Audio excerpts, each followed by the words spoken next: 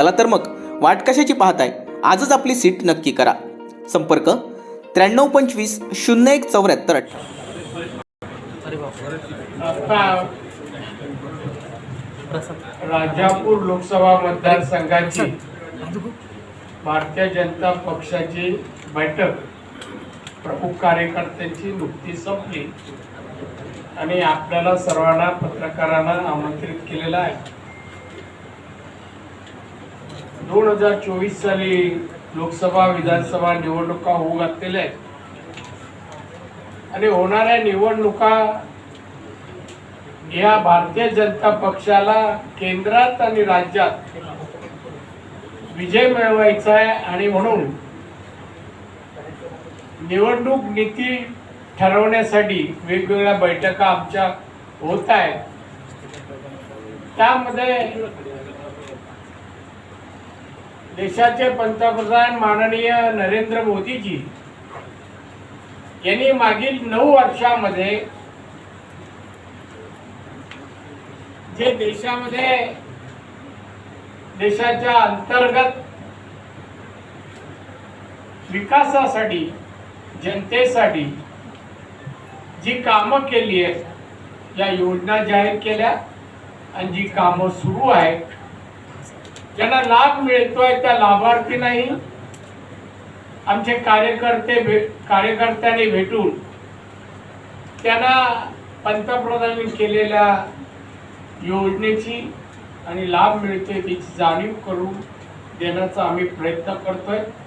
एकूण माननीय मोदी साहेबांनी 54 योजना आतापर्यंत 9 वर्षात घोषित केल्या. 80 कोटी गरिबांना धान्य देण्यापासून त्यांनी अनेक योजना ज्या आहेत त्या घोषित केल्या आणि लाभ मिळतो. या योजना आणि बूथ प्रमुखापर्यंत 50 प्रमुखापर्यंत घेऊन जाव्या आणि बूथ प्रमुख आणि 50 प्रमुखांनी शेवटच्या माणसापर्यंत केलेल्या कामाची कार्याची मोदींच्या जाणीव करून द्यावी आणि त्यांना भाजपाला मत द्यायला प्रवृत्त केलं जावं किंवा करण्यासाठी ही प्रचार यंत्रणा आखायची आम्ही ठरवलेली आहे. एकूणच अनेक उपक्रम त्यांनी सांगितले, केलेले कामांबरोबर लोकहिताच्या की योगा दिन पाळायचा आणि योगा दिनचं महत्त्व लोकांना, तरुणींना आणि जनतेला ते महत्त्व सांगावं. त्याचप्रमाणे अनेक रॅली काढल्या जात आहेत. घरोघरी संपर्क करत असताना भारतीय जनता पक्षाचं धैर्य धोरण देशाच्या सुरक्षिततेला किती महत्वाचं आहे हे सांगण्याचा प्रयत्न करतोय आम्ही की आमचे कार्यकर्ते. त्याचप्रमाणे लाभार्थ्यांचा संपर्क या विषयावर मी बोललो. बुद्धिवंत संमेलन म्हणजे बुद्धिवंत लोकांशी संपर्क करून बैठका घेऊन आमचा कारभार देशाचा कसा चाललाय, आमचे राज्यकर्ते म्हणजे आम्ही सर्व पंतप्रधान पासून मंत्र्यापर्यंत लोकसभेचे खासदार आमदारांपर्यंत लोकहिताची कामं कसे करतात, त्यामध्ये तुमचं काय म्हणणं आहे का, विचार आहेत का, क्या आक्षेप आहे का, हे बुद्धिवंत लोकांकडून जाणून घ्यावे आणि ते पण वरिष्ठांपर्यंत पोहोचवावे. पत्रकार नेहमीच राजकारणी लोकांचं अवलोकन करायचं काम, प्रश्नाचा भडीमारही करण्याचं काम आपण सगळे करतात. तर त्याच वेळेला आपलं म्हणणं जे काय असेल ते पक्ष प्रमुखांपर्यंत पोहोचवावं. आपलं मार्गदर्शन आहे ते वरिष्ठांपर्यंत पोहोचवावं. काय तक्रारी असतील तरी पण पोहोचवावं. म्हणून पत्रकार परिषद आम्ही घेतो. आमचं इंटेन्शन तुमच्याबद्दलच चांगलं आहे. सोशल मीडिया, ज्येष्ठ कार्यकर्त्यांचा सत्कार, जायचं असे वेगवेगळे उपक्रम आमच्या आहेत. आमचे देशाचे पंतप्रधान माननीय मोदी साहेब G20चे अध्यक्ष यावेळेला आहेत.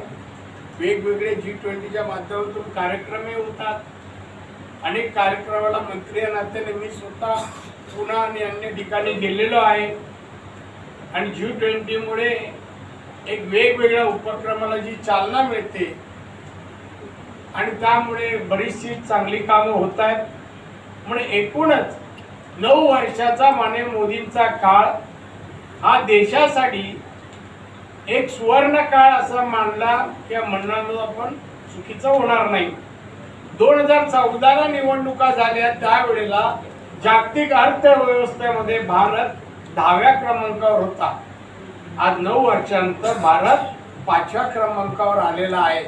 5व्या क्रमांकावर आहे.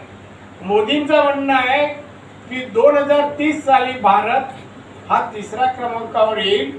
अमेरिका, चायना नंतर भारत म्हणजे 2 देश आता जे आपल्या पुढे आहेत जे जपान आणि जर्मनी आहेत. ते 2030 पर्यंत दोन्ही देशाला मागे टाकून आपण 3ऱ्या क्रमांकावर आपण पोहोचणार आहोत. आणि ती तयारी माननीय मोदी साहेबांच्या मार्गदर्शनाखाली सरकार, केंद्र सरकार आम्ही सर्व करतो आहोत. म्हणजे देश आपला महासत्ता बनणार ही आपली अतिशय अभिमानाची गोष्ट आहे. महासत्ता बनणार, आत्मनिर्भर आपला भारत बनणार, सुखी समाधानी आपला भारत बनणार आणि तो भारतीय जनता पक्षाच्या राजवटीत बनणार. ही भाजपसाठी अभिमानाची गोष्ट आहे आणि ती बनवण्यासाठी आम्ही प्रयत्न करत असताना आमच्या पत्रकार मित्रांनी आम्हाला योगदान द्यावं, सहकार्य द्यावं असं मला वाटतं. याबद्दल काय विचारायचं असेल आपण विचारू शकता. 2030 पर्यंत महासत्ता म्हणता आहे किंवा तिसरी याच्या पुढची पण टर्म आणि त्याच्या पुढची पण टर्म भाजपचीच असणार असं तुमचं म्हणणं आहे? हो, असं मला म्हणायचं आहे. आमचीच असणार. जेवढी वर्ष मोजाल ती आमचीच असेल.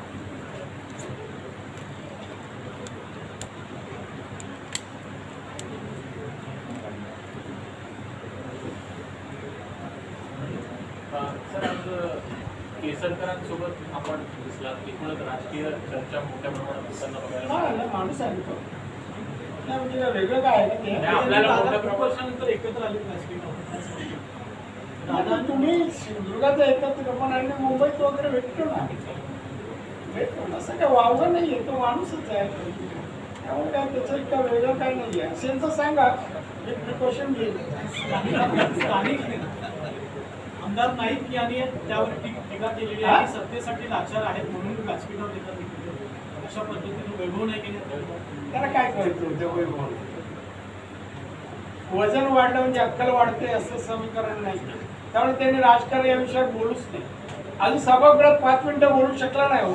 आता 10 वर्ष होती. त्यांनी काय बोलावं? त्यांनी बोलू नये. बरं, मी कोणाशी बोलावं, कोणाची मैत्री, माझा प्रश्न आहे ना तो वैयक्तिक. कळलं ना? त्यामुळे आम्ही तो आला, भेटला, नमस्कार नमस्कार, हा माणुसकीचा धर्म आहे. समोरच्याला नमस्कार करणं त्याला कळणार नाही, ते अकलेच्या पलीकडे आहे. आज प्रकाश आंबेडकर एक विधान करताना बोलले. प्रकाश आंबेडकर बोलले आहेत, मी ऐकलं. प्रकाश आंबेडकर म्हणतात की आधी भीमा कोरेगाव संदर्भात देवेंद्र फडणवीस यांची चौकशी व्हावी, त्यानंतर मग माझी चौकशी, त्याच्यानंतर माझी चौकशी व्हावी. कसं बघताय या विधानाकडे? नाही, या विधानाकडे बोलण्यापेक्षा सरकार ठरवेल पहिली कोणाची चौकशी करते. जो सरकारमध्ये असतो ना त्याला तो अधिकार असतो. नेहमी विरोधी पक्षाच्या खासदार हात ठेवून राजकारण करणाऱ्यांना हा अधिकार नाही आहे प्रश्न विचारायचा.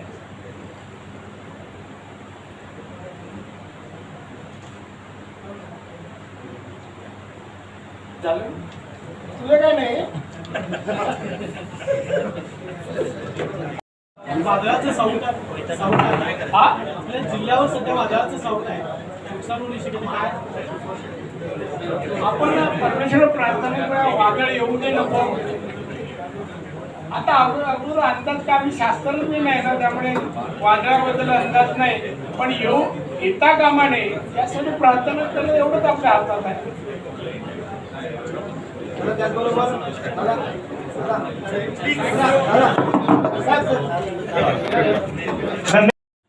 असे नवनवीन व्हिडिओ पाहण्यासाठी कोकणशाहीचं युट्यूब चॅनल सबस्क्राईब करा व बेल बटन प्रेस करा. तसेच फेसबुक पेज लाईक करा आणि इंस्टाग्राम पेज व ट्विटर पेजला फॉलो करायला विसरू नका.